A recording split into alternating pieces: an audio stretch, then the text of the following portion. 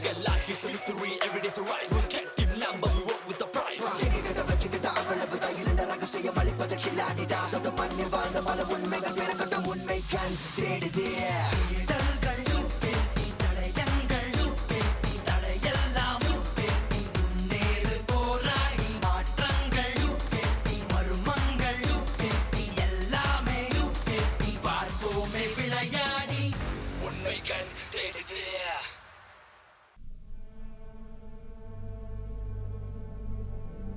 அப்பா பற்றி சொல்ல போகிற விஷயம் நம்புறதுக்கு கஷ்டமாக இருக்கலாம்.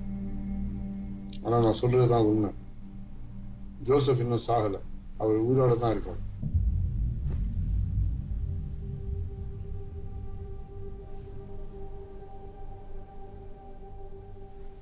இல்லை இல்லை, நான் நம்ப மாட்டேன். நான் நம்ப மாட்டேன். என்னால உனக்கு ஏதோ ஒரு காரியம் ஆகணும், அதனாலதான் நீ போய் சொல்ற. நான் நம்ப மாட்டேன்.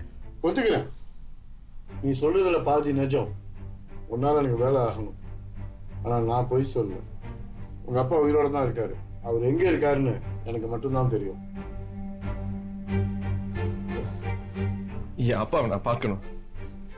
அவரோட குரல் எப்படி இருக்கும்னு கூட எனக்கு தெரியாது. ப்ளீஸ் சொல்லுங்க, என் அப்பா எங்க? சொல்லுங்க ப்ளீஸ். சொல்றேன், ஆனா அதுக்கு முன்னாடி நான் சொல்றதெல்லாம் நீ செய்யணும்.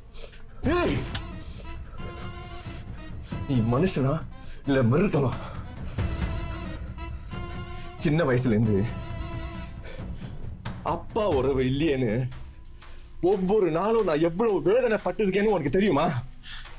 ஆனா நீ உன்னோட சுயநலத்துக்காக என் ஃபீலிங்ஸோட விளையாடிக்கிட்டு இருக்க. உனக்கெல்லாம் வலினா என்னன்னு தெரியுமா? தெரியுமா? குடும்பம், வலி, இதெல்லாம் உன்னை விட எனக்கு அதிகமாகவே தெரியும். நான், உங்க அப்பா, அன்பரசு, சுதாகர், தனபாரன் 10 வருஷத்துக்கு முன்னாடி நாங்கள் 5 பேரும் க்ளோஸ் ஃப்ரெண்ட்ஸ். நாங்கள் 5 பேரும் ஒன்றா சேர்ந்து தான் சின்ன சின்ன திருட்டெல்லாம் செஞ்சோம். அதுக்கப்புறம் பெருசாக அதை பண்ணணும்னு முடிவு பண்ணோம். ஒரு பெரிய நகை கடையில் போய் டைமண்ட்ஸை கொள்ளடிச்சோம். கொள்ளடிச்சிட்டு வரும்போது எங்கள் கார் ஆக்சிடென்ட் ஆகிடுச்சு. மண்டையில் அடிபட்டு நான் மயக்கப்பட்டு விழுந்துட்டேன். கண்ணு முழிச்சு பார்த்தா நான் ஹாஸ்பிட்டலில் இருக்கேன். எனக்கு கொஞ்சம் கொஞ்சமாக நினைவுகள் வரதுக்குள்ள 6 வருஷம் ஓடிடுச்சு. என் அப்பா ஆக்சிடென்ட்ல தான் இறந்தாருன்னு எல்லாரும் சொல்றாங்க. இல்லை, எங்கள் அப்பா இறக்கல. அவர் நல்லபடியாக இன்னும் உயிரோட தான் இருக்கார். அப்போ மற்ற 3 பேர்? அப்போ என்ன நடந்துச்சுன்னு எனக்கு தெரியாது. ஆனால் முழுசாக நினைவு திரும்பினதுக்கு அப்புறம் அவங்கள தேடி போனேன். பார்த்தா அந்த 3 பேரும் சொசைட்டியில் நல்லா சந்தோஷமாக பெரிய இடத்துல இருக்கிறாங்க. ஆனால் என் குடும்பம் சீரழிஞ்சு போச்சு. ஆக்சிடென்ட் ஆனதுக்கப்புறம் பயத்தில் அந்த இடத்த விட்டு ஓடி போயிட்டோம். கொஞ்ச நேரம் கழிச்சு வந்து பார்க்கும்போது காரில் டைமண்ட்ஸ் இல்லைன்னு சொல்லிட்டு 3 பேரும் ஒரே பொய்ய சொன்னாங்க. அப்போதான் நான் புரிஞ்சுக்கிட்டேன். அவங்க 3 பேரும் சேர்ந்து சந்தர்ப்பத்தை அவங்களுக்கு சாதகமாக பயன்படுத்திக்கிட்டாங்க. குடும்பம், ஃப்ரெண்ட்ஸ் யாருமே இல்லை. எதுக்காக வாழணும்னு நினச்ச எனக்கு வாழ்றதுக்கு ஒரு அர்த்தம் கிடைச்சிச்சு. அவங்கள வாழ விடாமல் செய்கிறது, என்னை ஏமாற்றி அவங்க சம்பாதிச்ச பணம், சந்தோஷம் எல்லாத்தையும் அவங்ககிட்ட பறிக்க போகிறேன். அதுக்கு உதவி எனக்கு தேவை. நியாயப்படி பார்த்தா இது உன்னுடைய ரிவெஞ்சும் தான். உங்கள் அப்பாவோட ஜோசப்க்கும் அவருடைய பங்கு கிடைக்கல. நான் சொல்கிறத மட்டும் நீ கரெக்டாக செஞ்ச, உங்கள் அப்பா எங்கே இருக்காருங்கிறத நான் சொல்கிறேன். நீங்க இது வரைக்கும் என்கிட்ட சொன்னதெல்லாம் பொய் இல்லைன்னு நான் எப்படி நம்புறது? என் அப்பா உயிரோட தான் இருக்காருன்னு நான் எப்படி நம்புறது?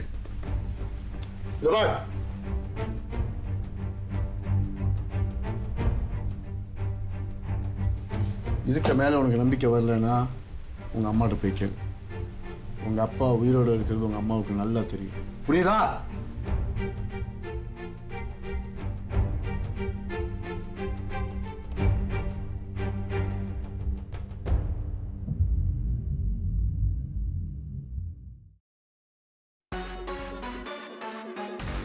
உண்மை கண் தேடுது.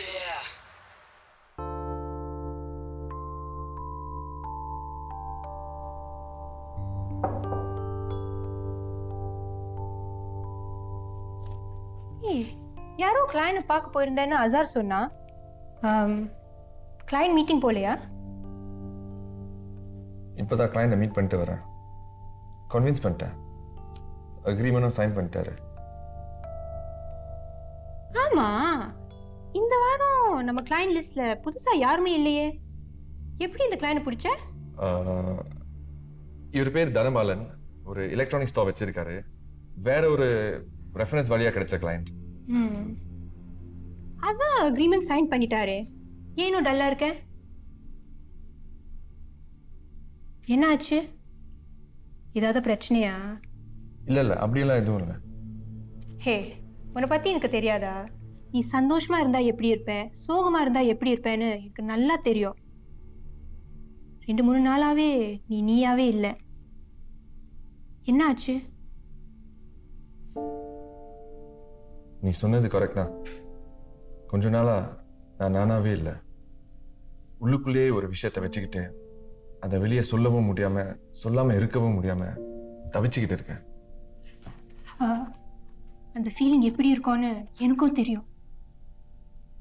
ஆனா இந்த விஷயத்தை பத்தி வெளியே சொல்லி என்ன தப்பா நினைச்சிட்டா, அதான் உள்ளுக்குள்ளேயே வச்சுக்கிட்டு கஷ்டப்பட்டுக்கிட்டு இருக்கேன்.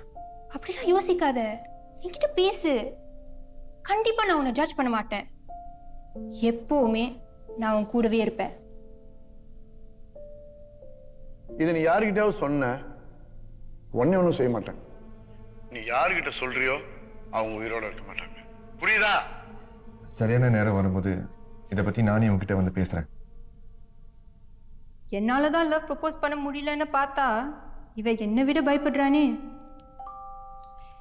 இல்ல மெல்வின், ப்ளீஸ் இப்பவே சொல்லிட. இல்ல இப்போ வேணாம், இன்னொரு நாள் கண்டிப்பா வந்து சொல்றேன். இப்போ என் மைண்ட் கொஞ்சம் ஸ்ட்ரெஸ்டா இருக்கு. எங்கேயாவது வெளியே போலாமா? வெளியிலையா? நீயும் நானுமா? ஆமா, ஐ மீன் உனக்கு வேற எந்த வேலையும் இல்லைன்னா எனக்கும் வெளியே போகணும் போல இருக்கு. வேலையா? இதை விட எனக்கு வேற என்ன வேலை இருக்கு? போலாமே. அடிக்கடி உனக்கு இந்த மாதிரி ஸ்ட்ரெஸ் வந்தா நம்ம 2 பேரும் சேர்ந்து போலாம். இப்போ என்ன சொன்ன? ஒண்ணும் இல்ல, எங்க போலான்னு யோசிச்சுட்டு இருந்தேன். போலாமா?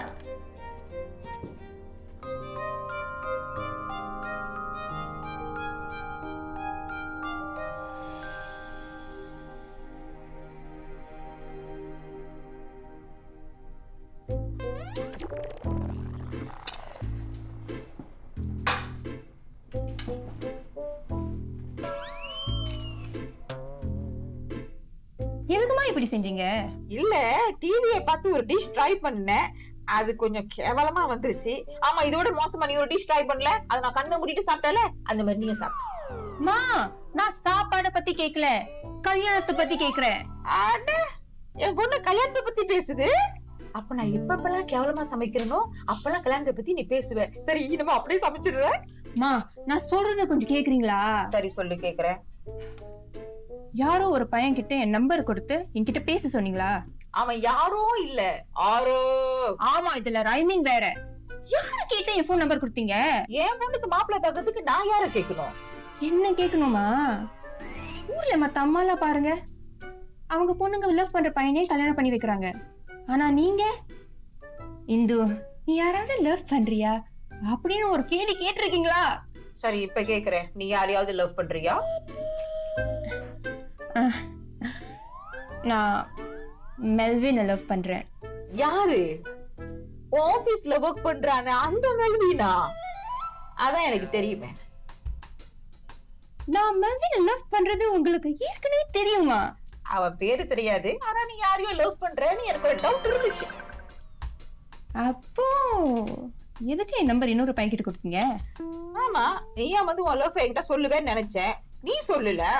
அதனாலதான் நானும் ஷேரன் அண்டியும் சேர்ந்து இப்படி ஒரு டிராமா பண்ணோம்.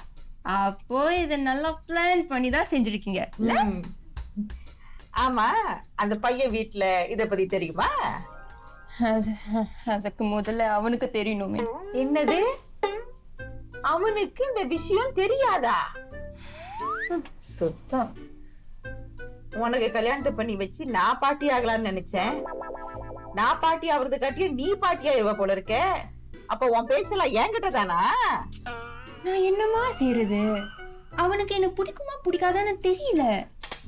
இத பாரு இந்து, காலை விட்டா தான் ஆழம் தெரியும்.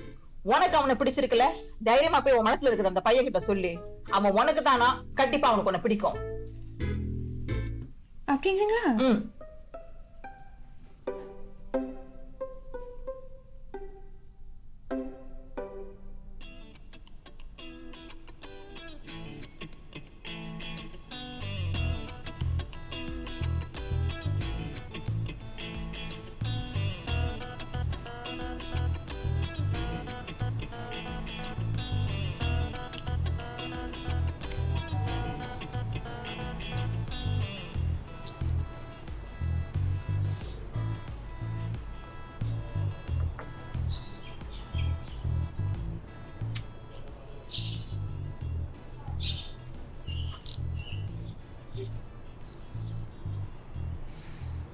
கேட்கவா கேட்க வேண்டாமா, கேட்கவா கேட்க வேண்டாமா?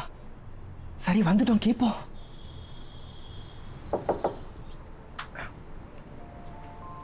Hi aunty. யாரா உனக்கு ஆண்டி?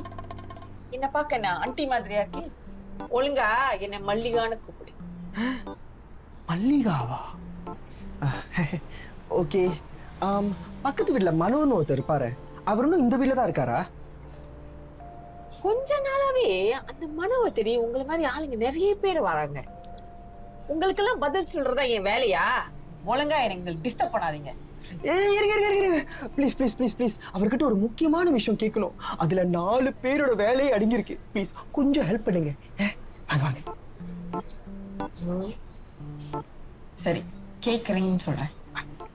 அந்த மனோ இனிமோ கன்ஸ்ட்ரக்ஷன் பிசினஸ் செஞ்சிட்டு இருந்தாரு நினைக்கிறேன். அதனால ஏகப்பட்ட லாஸ் அவருக்கு. ஊரெல்லாம் கடன் வாங்கி வச்சிருந்தாரு.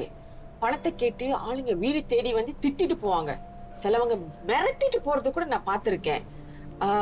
ஒரு தடவை கடன் கொடுக்க முடியாத அவமானத்துல அவர் சூசைட் அட்டெம்ப்ட் கூட பண்ணாரு.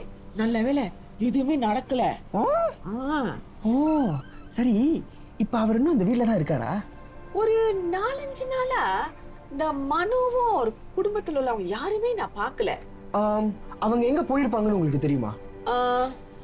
இந்த பிளாக்ல கொஞ்சம் பேர் சொல்றாங்க அவர் கடன் தொல்லை தாங்க முடியாம சிங்கப்பூர் விட்டே போயிட்டாரா. குடும்பத்தோட யார்ட்டையும் சொல்லாம எங்கேயோ போயிட்டாரு சொல்றாங்க. சிலவங்க அவரு வேற இடத்துக்கு ஷிஃப்ட் பண்ணி போயிருப்பாங்கன்னு சொல்றாங்க. நீங்க வேணும்னா இந்த பிளாக்ல கொஞ்சம் பேர்ட்டு கொஞ்சம் விசாரிச்சு பார்க்கலாமே. Okay okay. Last one more question. அவர் குடும்பத்துல மொத்தம் எத்தனை பேரு? மனோ ஒரே ஒரு பொண்டாட்டி, ஒரு பொண்ணு. Okay, thanks. பாய் மல்லிகா.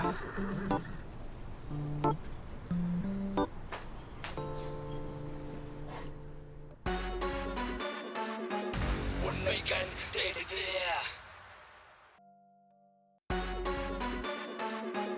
உண்மை கண் தேடுது.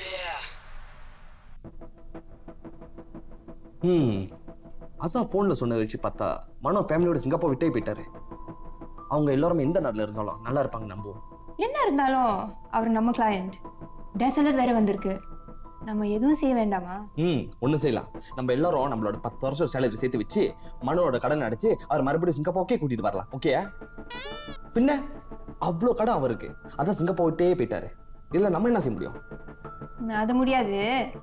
சரி, அட்லீஸ்ட் அவரும் அவரோட ஃபேமிலியும் நல்லா இருக்காங்களா இல்லையான்னு செக் பண்ணுறதுக்கு ஏதாவது செய்யலாம்ல.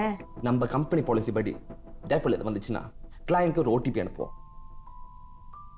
48 hours ஆகியும் கிளையண்ட் கிட்ட இருந்து எந்த ரெஸ்பாண்ட் இல்லைன்னா கிளையண்டோட சீக்கிரம் ஃபோல்டரை நம்ம ஓப்பன் பண்ணி பார்க்கலாம். சரி வா, சீக்கிரம் ஃபோல்டர் ஓப்பன் பண்ணலாம். அதில் என்ன சொல்லியிருக்காருன்னு பார்க்கலாம். நம்மளால ஏதாவது ஹெல்ப் பண்ண முடிஞ்சா செய்யலாம்ல. நானும் அப்படி நினச்சி தான் சீக்கிரம் ஃபோல்டர் பார்த்தேன். அதில் நமக்கு ஒரு வேலை கொடுத்துருக்காரு. புரியுது, ஆனால் புரியல. கொஞ்சம் தெளிவாக சொல்ல. உனக்கு மட்டும் இல்லை, எனக்கே புரியல. பீட்டர்னு ஒருத்தர் இருக்காராம், அவர்கிட்ட மனு ஒரு வேலை கொடுத்துருக்காரு. அந்த வேலையை ஒழுங்கா செஞ்சு முடிக்கிறாரா இல்லையான்னு பார்க்க வேண்டியதுதான் மனு நமக்கு கொடுத்துருக்கிற வேலை. என்னடா குழப்புற? அது உனக்கு எப்படி சொல்லி புரிய வைக்கிறது? மனு பீட்டருக்கு ஒரு வேலை கொடுத்துருக்காரு, நமக்கு ஒரு வேலை கொடுத்துருக்காரு. ஒருவேளை மனு கொடுத்த அந்த வேலை பீட்டர் ஒழுங்கா செய்யலைன்னா அந்த வேலையை அவர் நம்ம செய்ய வைக்கணும். ஒருவேளை அந்த வேலையை பீட்டர் ஒழுங்கா செஞ்சுட்டாருன்னா நமக்கு ஒரு வேலையும் இல்லை. இதுதான் மனு நமக்கு கொடுத்துருக்கிற அந்த ஒரு வேலை. புரியுதா? இதுக்கு நீ முதல்ல சொன்னதே பெட்டர். இப்ப நம்ம செய்ய வேண்டியது என்னன்னா, பீட்டர் யாரு, அவர் எங்க இருக்காருன்னு கண்டுபிடிக்க வேண்டியது. அதுக்கப்புறம் பீட்டரை தேடி கண்டுபிடிச்சு மனு அசைன் பண்ண வேலையை அவர் ஒழுங்கா செய்யறாரா இல்லையான்னு நம்ம வேடிக்கை மட்டும் பார்க்கணும். அவ்வளவுதானே? அவ்வளவுதான். ஸ்மார்ட் கேர்ளா? Good good. சார், நிஜமாவே எனக்கு இந்த விஷயம் தெரியாது. அதனால தான் மெல்வினும் நானும் இதுக்கு ஓகே சொன்னோம். Hello guys. ஹாய். எனக்கு இது ரொம்ப பிடிச்சிருக்கு. கேட் ஆபீஸ்ல எல்லாமே வெளிய fresh air, fresh thoughts. Super. Good. உங்ககிட்ட நேத்து நான் ஃபோன்ல என்ன சொன்னேன்? அது வந்து மனு சொல்லு, நான் உங்ககிட்ட தான் கேட்கறேன். மனு கேஸ்ல நம்ம எதுவும் செய்ய வேண்டாம்னு சொன்னேன். சரி, வேற என்ன சொன்னேன்? அது வந்து அவரோட சீக்ரெட் ஃபோல்டர் ஓபன் பண்ண வேண்டாம்னு சொன்னேன். அதுக்கு நீ என்கிட்ட என்ன சொன்ன? அதையும் சொல்லு. இனிமே மனோ கேஸ நான் எதையும் செய்ய மாட்டேன்னு என்கிட்ட சொன்னேன்ல, சொன்னியா இல்லையா? நான் சொன்னதை மீறி நீ அந்த ஃபோல்டரை திறந்து பார்த்திருக்க. அது ஒரு தப்பு. அதை விட நீ செஞ்ச பெரிய தப்பு எது தெரியுமா? இந்துஜா கிட்டயும் மெல்வின் கிட்டயும் இதை பத்தி சொல்லாம இருந்தது. அப்போ என் பேச்சுக்கு இந்த டீம்ல மதிப்பே இல்ல, அப்படித்தானே? இல்ல சார், கம்பெனி பாலிசி படி கிளையன்ட்க்கு ஓடிபி அனுப்பி 48 hours ஆகியும் கிளையன்ட் கிட்ட எந்த ரெஸ்பான்ஸ் இல்லைன்னா அவங்க சீக்கிரம் போட்டு நம்மளே ஓபன் பண்ணி பார்க்கலாமே. ஓ, சோ நான் சொன்னதை விட உனக்கு கம்பெனி பாலிசி தான் முக்கியமா போச்சு. சரி, அப்படி இருந்தா கூட பாலிசில இன்னொரு விஷயம் இருக்கு. ஒரு கிளையன்ட் உயிரோட இருக்க சான்ஸ் இருக்குன்னு நம்மளுக்கு சந்தேகம் இருந்தா அந்த சீக்கிரம் ஃபோல்டர் திறந்து பார்க்கலாமா வேண்டாமான்னு நம்ம எல்லாம் ஒன்னா தான் சேர்ந்து முடிவெடுப்போம். அந்த பாயிண்ட மறந்துட்டியா? இல்ல அந்த டீம்ல இல்லன்னு நீ முடிவு எடுத்துட்டியா? ஏய், எதுக்கு இப்படி பேசுற? இந்துஜா, நீ சும்மா இரு. ஆரம்பத்துல இருந்து இப்படித்தான் நடந்துகிட்டு இருக்கு. நான் இந்த டீம்ல எந்த டிசிஷன் எடுத்தாலும் அதுக்கு மதிப்பே இல்லை. நானும் சரியாயிடுன்னு பொறுமையா இருந்தேன். ஆனா இதுக்கு மேல என்னால பொறுமையா இருக்க முடியாது. எனக்கு மரியாதை இல்லாத இந்த டீம்ல நான் எதுக்கு இருக்கணும்? அசா, உன்னை ஒதுக்கி வைக்கணும்னு நாங்க யாரும் நினைச்சதே இல்லை. ஒரு சின்ன விஷயத்துக்கு நீ தேவையில்லாம கோவப்படுற. என்னது சின்ன விஷயமா? நான் எடுத்த டிசிஷனை மறிச்சு எனக்கு தெரியாம இவங்களை வச்சு இஷ்டப்படி செஞ்சுக்கிட்டு இருக்கேன். இதுக்கு பேரு சின்ன விஷயம் இல்ல, நம்பிக்கை துரோகம். ஏற்கனவே 2-3 தடவை இது மாதிரி நடந்துட்டு இருக்கு. போனா போதுன்னு நம்ம டீம்ல விட்டுட்டேன். ஆனா இதுக்கப்புறம் என்னால இப்படி இருக்க முடியாது. நம்பிக்கை துரோகமா? சும்மா வாய்க்கு வந்த மாதிரி பேசாத. நாங்க எது செஞ்சாலும் நீ வேணாம்னு சொல்றேன். உன் லைஃப்ல ஏதோ ஒரு விஷயத்துல நீ பர்சனலா பாதிக்கப்பட்டிருக்க. அதுக்காக நாங்க யாருக்கு ஹெல்ப் பண்ணலாம்னு சொன்னாலும் நீ தடுக்கிற. அதனாலதான் சில நேரம் நாங்களே சில முடிவுகள் எடுக்கிறோம். இது என்ன தப்பு இருக்கு? இது நம்ம டீம் தானே, எங்களுக்கு சொந்தமா முடிவு எடுக்கிறதுக்கு உரிமை இருக்கு. ஆமா, உங்களுக்கு உரிமை இருக்கு, எனக்கு தானே இல்ல. இந்த நிமிஷத்துல இருந்து நான் இந்த டீம்ல இல்ல. அசா, அசா,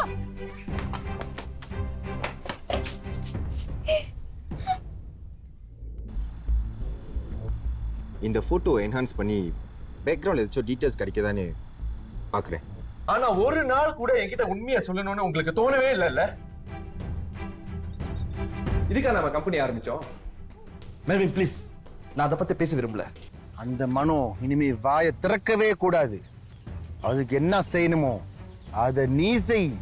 கைஸ், நடக்க போற இந்த கொலையை நாம எப்படியாவது தடுத்தாகணும்.